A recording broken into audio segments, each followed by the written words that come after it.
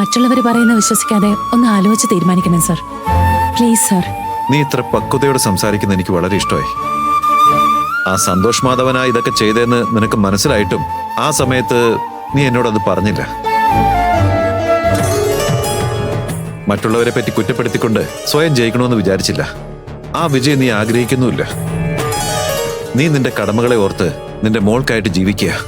അതാ യഥാർത്ഥ വിജയവും.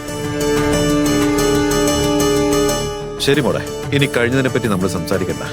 മോള് വീണ്ടും ഈ കടയിലേക്ക് ജോലിക്ക് വരണം. എന്റെ കയ്യിൽ നിന്ന് ശമ്പളവും വാങ്ങിക്കണം. അല്ലെങ്കിൽ എന്റെ മരണം വരെ കുറ്റബോധം എന്റെ മനസ്സിൽ കിടക്കും. ഞാൻ ചെയ്ത തെറ്റിന് ഇതൊരു പ്രായശ്ചിത്തമായിട്ടൊന്നും കൂട്ടണ്ട. മോളുടെ സേവനം എനിക്ക് ആവശ്യമാണ്. അതുകൊണ്ട് ഉറപ്പായിട്ടും ജോലിക്ക് എത്തിയേക്കണം. എന്റെ സ്റ്റാഫിനെ ഞാൻ ആർക്കും അങ്ങനെ വിട്ടുകൊടുക്കാൻ പോകുന്നില്ല. ഇനി മുതൽ വിജി എന്ന വ്യക്തി ഈ കടയുടെ സ്പെഷ്യൽ സ്റ്റാഫാ.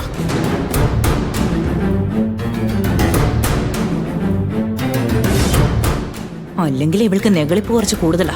ഇനിയിപ്പോ ഓണർ തലയിലേറ്റ് വെച്ചതുകൊണ്ട് ഇനി എന്തൊക്കെയാണോ കാട്ടിക്കൂട്ടാൻ പോകുന്നത്. നാശം.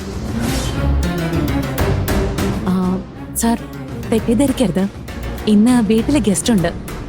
ഞാൻ നാളെ മുതൽ ജോയിൻ ചെയ്താ പോരെ? അത് ധാരാളം മതി മോളെ. ഒരു ഗതിയും പരഗതിയില്ലാത്ത ഇവളുടെ വീട്ടിലേക്കൊക്കെ ഗസ്റ്റുകൾ വരുന്നെന്നോ? ഇനി മുതൽ ഈ കടയിൽ നിന്റെ ഇഷ്ടത്തിന് ജോലി ചെയ്താൽ മതി. എന്ന് വെച്ചാ ഇത് നിന്റെ കടയാന്ന് അങ്ങ് വിചാരിച്ചാ മതി. അയ്യോ സാർ, അങ്ങനെയൊന്നും വേണ്ട സാർ. ഏത് കാലത്തായാലും സാറാണ് മുതലാളി, ഞാൻ തൊഴിലാളി. അത് മനസ്സിലാക്കി നിന്നാ യാതൊരു പ്രശ്നവും ഉണ്ടാവില്ല. ഇങ്ങനെ ഒരു കാര്യം ഞാൻ വേറെ ആരോടെങ്കിലാണ് പറഞ്ഞിരുന്നെങ്കിൽ ഇതൊരു അഡ്വാൻറ്റേജ് എടുത്ത് ശരിക്കും മുതലാക്കിയേനെ. പക്ഷേങ്കില് അതൊരു സാധാരണ വാക്കായി എടുത്ത് അങ്ങനെയൊന്നും വേണ്ട സാർ. മുതലാളി മുതലാളിയും തൊഴിലാളി തൊഴിലാളിയും തന്നെയാണെന്ന് പറഞ്ഞതുകൊണ്ട് എനിക്ക് നിന്റെ മേൽ വലിയ അഭിമാനമുണ്ട്.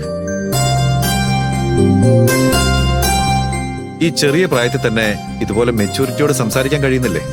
അതൊരു നല്ല കാര്യമാണ്. ലൈഫിൽ നീ നന്നായിട്ട് വരും. ഞാനും അതാ ആഗ്രഹിക്കുന്നേ. നീ നന്നായിട്ട് വരണേ. ഒരുപാട് താങ്ക്സ് സർ. നിന്റെ ഈ നല്ല മനസ്സിന് നിനക്ക് എല്ലാ വിജയങ്ങളും ഉണ്ടാവും മോളെ. നീ പോയിട്ട് വാ മോളെ. നാളെ രാവിലെ തന്നെ കാണാം. ഓക്കെ സർ, വരാം.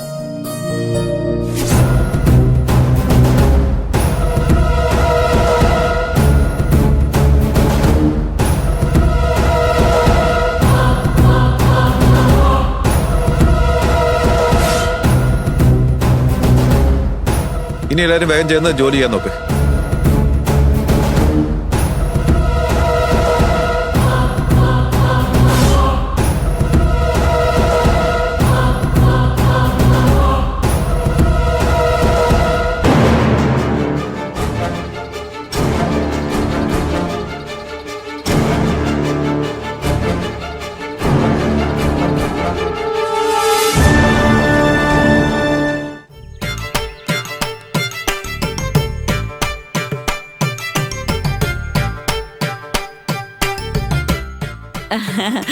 മോനെ, എന്നാ ചായ എടുക്കട്ടെ?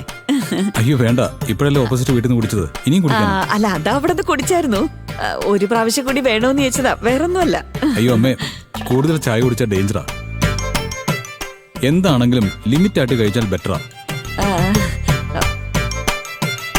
കവിൻ മോനെ, നീ എന്തിനാ മുഖം വീർപ്പിച്ചോണ്ടിരിക്കുന്നെ? ഒന്ന് ചിരിച്ചൂടാ നിനക്ക്? എനിക്ക് ചിരിയൊന്നും വരുന്നില്ല. ഇനി വന്നാലും ഞാൻ ചിരിക്കത്തുമില്ല. എടാ കവിനെ, ഒന്ന് ചിരിക്കടാ.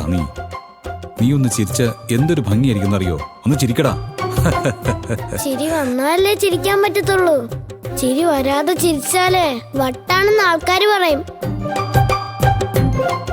ഇതൊക്കെ കൃത്യമായിട്ട് പറയാനറിയാം. അയ്യോ ദൈവമേ, കടയിൽ പോയ വിജി ഇപ്പോഴെങ്ങും കയറി വന്നേക്കല്ലേ. അങ്ങനെ എങ്ങാനും വന്നാ മൊത്തം പ്ലാനും പൊളിഞ്ഞു പോവും.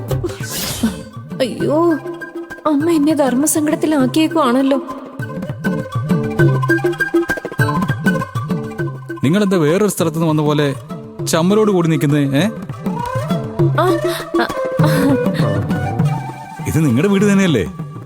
കുറച്ച് കാഷ്വൽ ആവാൻ പാടില്ലേ? അല്ല, ഞാൻ സാധാരണ ഇങ്ങനെയാ, കുറച്ച് ഒതുങ്ങിയ പ്രകൃതം.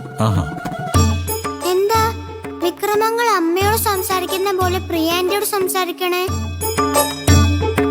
അയ്യോ, നീല എന്തോ ആലോചിക്കുന്നുണ്ടല്ലോ. പ്രിയ അടുത്ത വീട്ടുകാരിയാണെന്ന് എങ്ങാനും പറഞ്ഞ അതോടെ എല്ലാം തീർന്നു. ഇനി ഇനിയിപ്പൊ എന്താ ചെയ്യാ?